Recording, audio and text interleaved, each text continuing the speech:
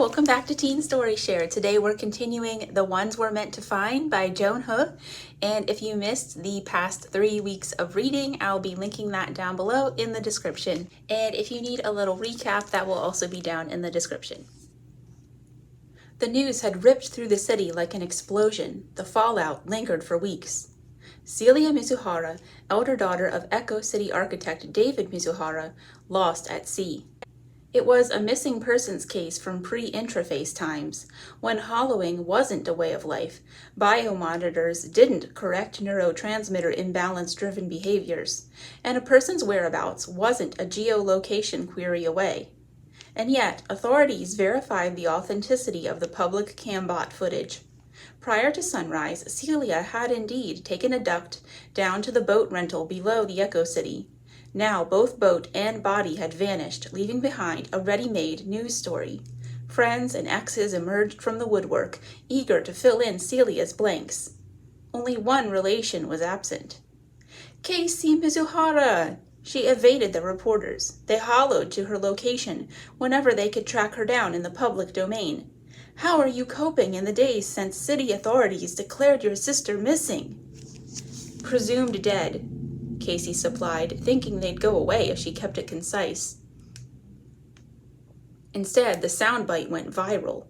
People lambasted the monotone of her voice. Others defended Kasey, explaining her stoicism as if it were a mask concealing her grief.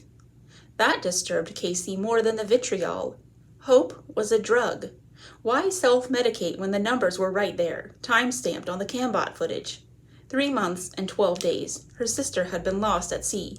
Celia was many things, but still mortal. Dehydration would have killed her first, given that she'd taken the boat as is, packing no additional supplies. Who did when going on a recreational spin? Unless recreation wasn't the intention. Attempts to geolocate your sister have failed, reporters were always quick to mention. Her intraface seems to have gone completely off-grid. Kasey, would you like to comment? No comment. Might this be deliberate? They'd press, and that would stop Kasey wherever she was, usually at the ducts, waiting for an upride home after school, commercials blaring in the background. But even they couldn't drown out the unspoken question. Might your sister not want to be found? What could she say? The intraface was more likely out of range. The boat and body could very well be at the bottom of the seafloor. Possibility didn't equate high probability, and anything was more probable than a conspiracy theory. But sharing what she really thought would only appall people, so Kasey would simply shake her head at the reporters and step into the duct when it finally came.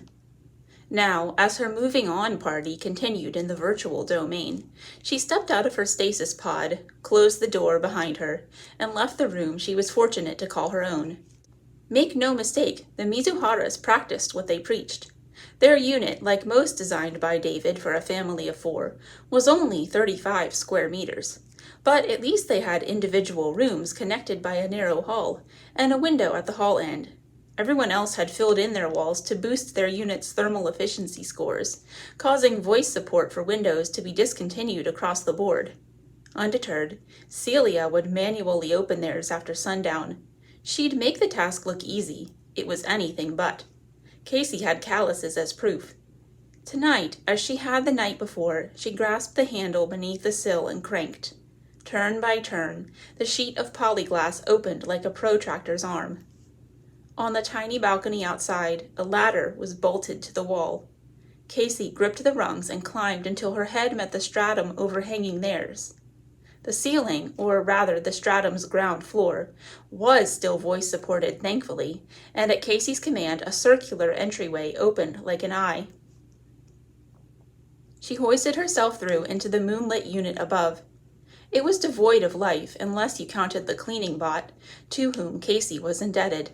She wouldn't last a minute here without it, for the Coles had been avid collectors, and aside from their stasis pods, lofted, they'd furnished the unit with a coffee table crafted from driftwood, and armchairs upholstered in turquoise velvet, the degradable materials a magnet for particulates.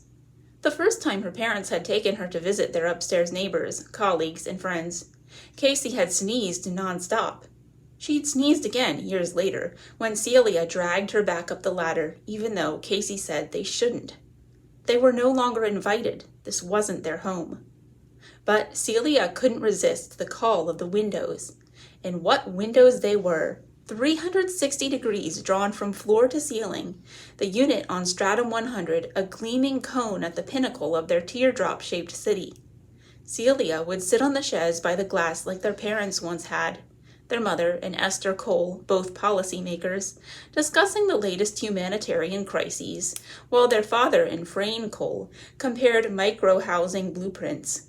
The two most influential families of the planetary protection movement, bathed in light. In the dark, Kasey now sat and looked out beyond the glass, to the panorama of sea and air surrounding their echo city, and 7 others around the world. The 8, collectively, housed about 25% of the human population. 75% still lived in the land-bound territories, and not all by choice. Skybound immigration had risen to unsustainable levels. Admission was now limited by rank. Rank was calculated from the planetary impact of an individual's interface-tracked behaviors, and the behaviors of their ancestors. Territory denizens, many with family histories in carbon-heavy industries, decried the system as stacked against them. Was it? Kasey supposed it was hard for people to accept their own insignificance, their actions like droplets in a sea created by their antecedents. But even in a sea, every life rippled far beyond its end. Rather than blame systems or ancestors, Kasey blamed human nature. People weren't hardwired to think generations ahead. Entities like Mizuhara Corporation, who'd sponsored the first eco-cities for communities displaced by the Arctic melt, were few and far between. So were the Coles, ranked number 1 for curing diseases such as the common cancer, to curtail the effects of pharmaceutical production on the biosphere. More than doctors, they were humanists.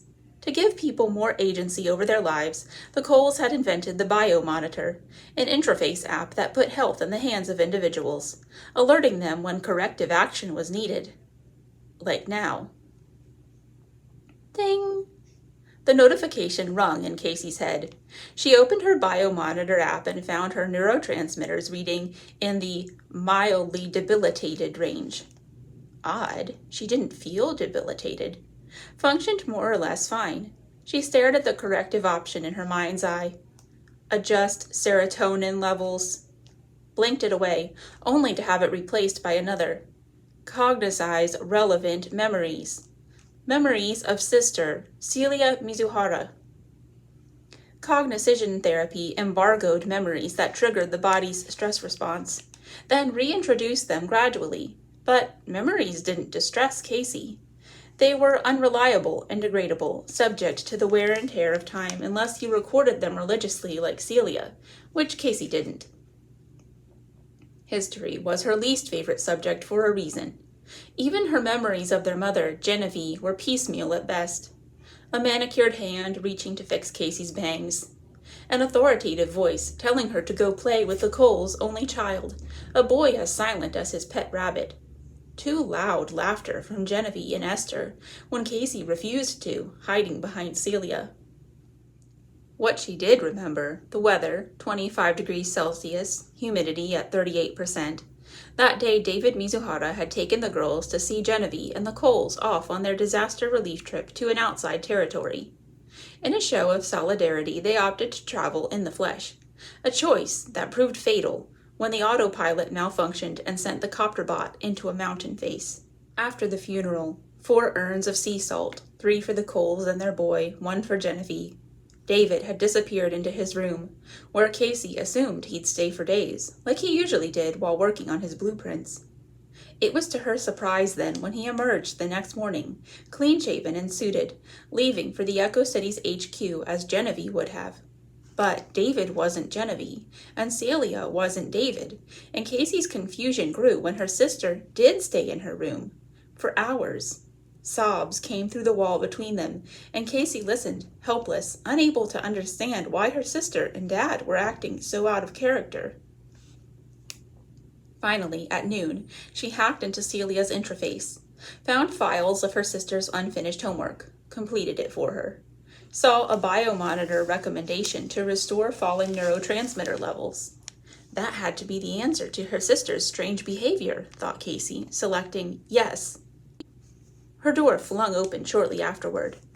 What the hell, Kay? You're in pain. And pain was an objectively undesirable sensation and emotion. But Celia had looked at Kasey as if she was the one with bloodshot eyes. What's wrong with you? Her sister would take back the words 2 days later. 2 years later, they'd mend their rift. But immediately after their mother's death, a 9-year-old Kasey would ask her biomonitor Celia's very question and be disappointed to learn there was nothing biologically or psychologically wrong with her. Nothing to cure, nothing to fix. Kasey had a hard time buying it. Something inside her had to have been misinstalled. Why else hadn't she reacted like Celia to the death of the woman who'd birthed them, or like the public to Celia's disappearance? Why else, now, when she blinked away the option to cognitize her memories of Celia, would she be faced with the following field? Invalid request. More details. All citizens must maintain minimum mood level above severe debilitation, value greater than or equal to -50. However, your minimum mood setting requires corrective action at mild debilitation, greater than or equal to -10 due to court override. P2C court records. C. Past felony. Failure to take corrective action will result in eviction. She wasn't as good as Celia, Kasey thought, as she returned to the previous field and selected neurotransmitter adjustment instead. If Kasey had gone missing, Celia would have traveled to the ends of the earth looking for her. If Kasey had died, Celia would have been more than mildly debilitated. She would have stared into the reporter's cams with tears in her eyes and spoken her mind, not lied as Kasey had. Might your sister not want to be found? To be honest, Kasey didn't know, didn't deserve to dissect Celia. Present her with any other problem and she wouldn't rest until it was solved. Her sister was the exception. When Celia insisted on seeing the sea in person, as if that was somehow different from hollowing to it, Kasey had followed along, trying to understand. When Celia snuck out at night to go Joules knew where, Kasey let her, resisting the urge to track her geolocation. Had she could have prevented this. Celia wouldn't be dead. Instead, she'd respected the sanctity of what went on in her sister's head. Surely that had to count for something. Yet here Kasey was, unable to sleep at night, as if she might stop her sister from sneaking out one last time. Running a search for Celia's interface long after authorities had deemed it off-grid. Staring at the sea from the highest stratum, as if she might be the first to spot the boat's return. 3 months, 12 days. Her actions made no sense. Logic couldn't explain them. Only hope. It had leaked into her system despite her best efforts to keep it out, and in the morning when Kasey woke to an alert flashing in her mind's eye, she got her first taste of its addictive rush. Celia Mizuhara, interface located.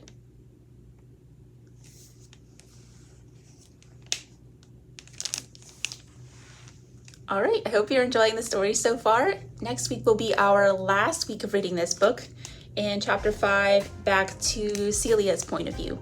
Have a great weekend. See you again next time. Bye-bye.